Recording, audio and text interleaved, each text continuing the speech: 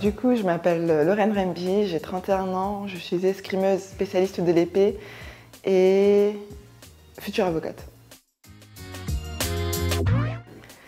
Alors, premier sport pratiqué, c'est la danse. J'en ai fait pendant, je pense, 4 ou 5 ans.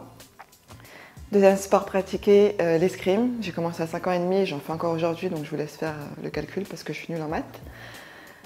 Après, j'ai fait du tennis en club pendant 1 an et du hand en UNSS pendant 3 ans. Mon premier club d'escrime, c'est l'Évry-Gargan. Après, j'ai été à Bondy et depuis l'année dernière, je suis au PUC.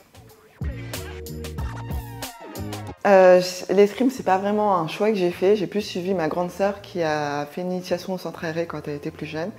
Et elle a juste adoré, donc elle a fait du forcing pour faire de l'escrime et moi, je l'ai suivie telle une petite sœur modèle. Ma première compétition, c'était il y a très longtemps, donc je m'en souviens pas du tout. Je me souviens juste de mon premier match contre ma grande sœur, du coup. Et j'avais perdu 10-3. C'est énorme, 10-3. Et je l'ai encore là. Et je me souviens que j'avais fait la gueule pendant quelques jours après ça, parce qu'elle m'avait battue. Et normalement, les grandes sœurs, elles laissent toujours les petites sœurs gagner.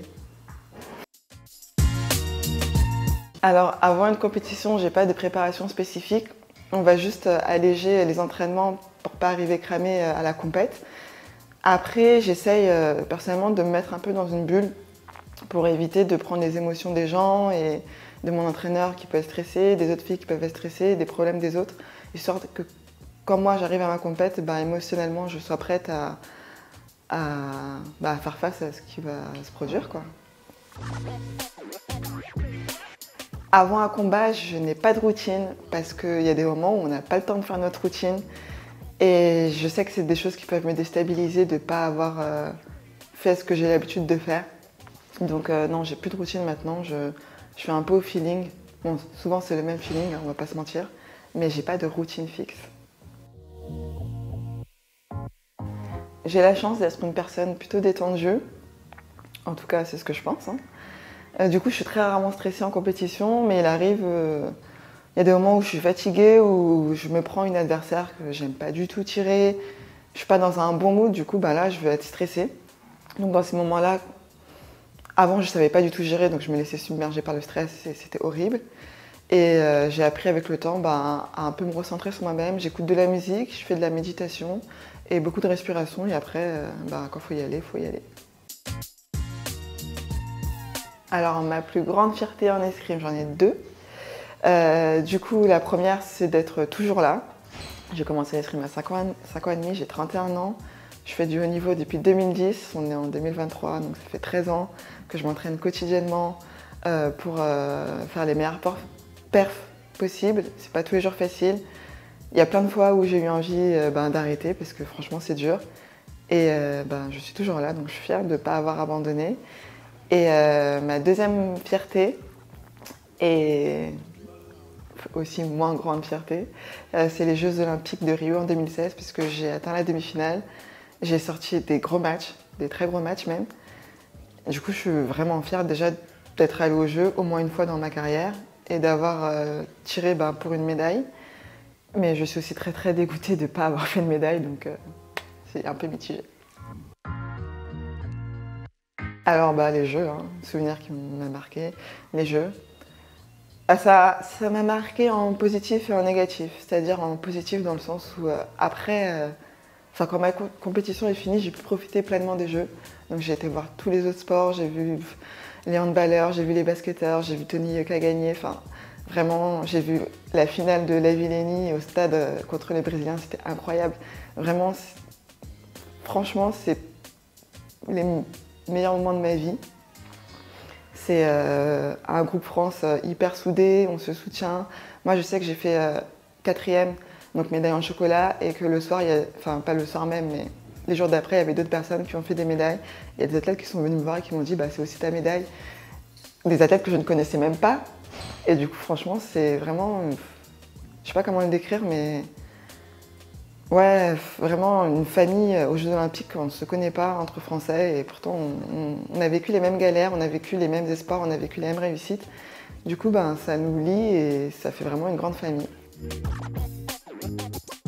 Forcément, après cette 4e place aux Jeux Olympiques, J'ai envie de faire mieux, même beaucoup mieux. Donc mes objectifs à court terme, vu que c'est l'année prochaine, c'est les Jeux Olympiques de Paris avec comme objectif 2 médailles, une en indiv et une par équipe, histoire de partager la victoire avec mes copines. Il y a plein de gens qui m'inspirent et je prends exemple sur eux. Par exemple, il y a un athlète, il s'appelle Daniel Gérand, il est champion olympique par équipe en 2016 à Rio, qui dans son escrime, depuis qu'on a à peu près le même âge, on est la même génération, mais depuis que je suis jeune et que je le connais, je me dis toujours, ah oui, il faut que tu fasses comme Daniel, enfin, il faut que tu penses comme Daniel. Du coup, c'est pas mon modèle, mais dans son escrime, il m'inspire. Après, en dehors de l'escrime, franchement, c'est bateau, mais je veux dire ma famille, hein, ma sœur, ma mère, ma grand-mère, ce sont des femmes qui m'inspirent et j'ai envie de suivre leurs pas. Elles sont fortes, elles sont résilientes, elles sont bonnes, enfin gentilles et honnêtes, donc oui, ce sont elles. Au club, avec les autres escrimeurs et escrimeuses, je m'entends plutôt bien. Déjà, il y a ma sœur avec moi, elle s'appelle Joséphine Jacques-André-Coquin. Elle a 2 ans de plus que moi. Et du coup, je la connais depuis que je suis née. Et on s'entend très bien, on a une très bonne relation. C'est grâce à elle si je suis encore là aujourd'hui. Donc merci Joséphine.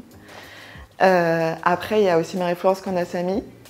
Du coup, elle, c'est une autre escrimeuse, d'ailleurs très forte, numéro 2 mondiale, hein, au passage. Je la connais depuis que j'ai 11 ans à peu près, 11-12 ans, donc on a aussi grandi ensemble, on a le même parcours, on a fait les jeux ensemble, les championnats ensemble, on a gagné ensemble, on a perdu ensemble. Pareil pour ma sœur, c'est vraiment toutes les trois. C'est d'ailleurs la raison pour laquelle on est venus au PUC, c'est parce qu'on a fait plusieurs championnats ensemble et qu'on voulait essayer de créer cette équipe du PUC qui ira aux Jeux Olympiques, on l'espère bien évidemment. Après, la 4e de l'équipe, elle s'appelle Anna Messick. Je sais pas si je le prononce bien, mais c'est pas grave. Je l'ai rencontrée vraiment cette année et pareil, une super fille, on se sent très bien. Elle est hyper motivante et motivée surtout. Et les autres filles qui sont plus jeunes, avec qui on part en compète, on n'a pas le même âge, on n'a pas le même parcours de vie, on n'a pas les mêmes métiers, mais on s'entend vraiment bien, il y a une très bonne ambiance. Là, on a prévu de se faire une soirée karaoké, enfin c'est nul, mais voilà quoi, c'est vraiment une très bonne ambiance. J'aime beaucoup. Premier conseil pour faire de l'escrime et pour atteindre un certain niveau, c'est de prendre plaisir. L'escrime, c'est un sport amateur qui plus est. Le sport, on le fait à la base pour le plaisir, pour se challenger soi-même, pour rencontrer des gens, pour voyager quand on atteint un certain niveau. Je pense que si on n'arrive plus à prendre du plaisir dans le sport, même dans ce qu'on fait en général, c'est très dur de rester motivé, de se dire je retourne à l'entraînement alors que j'ai perdu. Il faut vraiment avoir cet aspect de je fais ça pour moi parce que j'aime ce que je fais, j'aime l'escrime et ça me fait du bien dans ma tête et dans mon corps. Il y a des moments où ça serait difficile et vraiment si on n'a pas conscience du plaisir que ça nous apporte, on ne peut pas continuer, on ne peut pas progresser. Ensuite, il faut être patient, comme dans tout, hein, dans le sport mais aussi dans la vie de tous les jours. Il faut être patient parce qu'on va travailler quelque chose. On va penser l'avoir intégré, on va aller en compétition, on va perdre et on va se dire j'ai fait tout ça pour rien, mais en fait non. Il y a plusieurs étapes d'apprentissage et il faut prendre le temps de les passer une à une en fait. C'est pas un claquement de doigts, c'est pas comme ça. Il y a des hauts, il y a des bas et il y a d'ailleurs plus de bas que de hauts, on va pas non plus se mentir. On perd plus souvent qu'on gagne, mais il faut être patient parce que le jour où on gagne, ça efface en fait toutes les défaites d'avant. Moi, si je gagne les Jeux l'an prochain en indiv ou par équipe, Rio, ma plus grosse défaite et ce qui m'a mis dans une dépression, j'aurais oublié en fait, juste parce que ça aurait été une étape pour atteindre le Graal olympique. Donc il faut prendre du plaisir et être patient, et être rigoureux quand même, parce que c'est un sport de précision. J'espère que vous prenez du plaisir dans ce que vous faites, que vous êtes heureux. J'espère surtout que vous allez soutenir les sportifs, tous les sportifs, que ce soit moi ou pas moi, à Paris en 2024 et j'espère qu'on arrivera à vous faire rêver.